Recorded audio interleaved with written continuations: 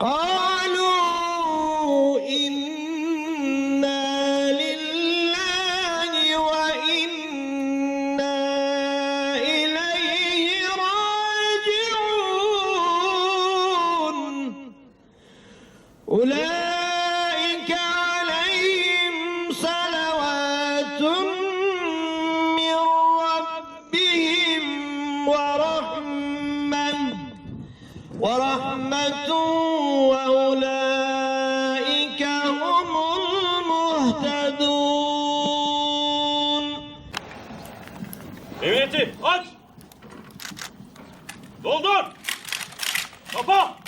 Atış serbest! Doldur! Kapa! Atış serbest! Doldur! Kapa! Atış serbest! Saç duruş! Yarım sola! Dön!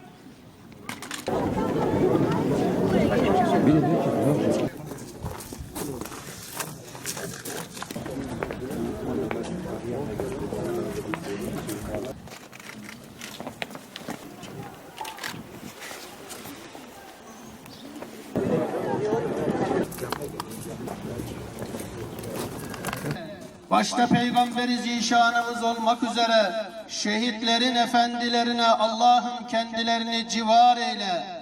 Rahmetinle, merhametinle, şefkatinle, şefaatinle Allah'ım şehitlerimize muamele eyle. Bizi, muhabbetimizi, kardeşliğimizi kıyamet sabahına kadar daim ve kaim eyle ya Rab.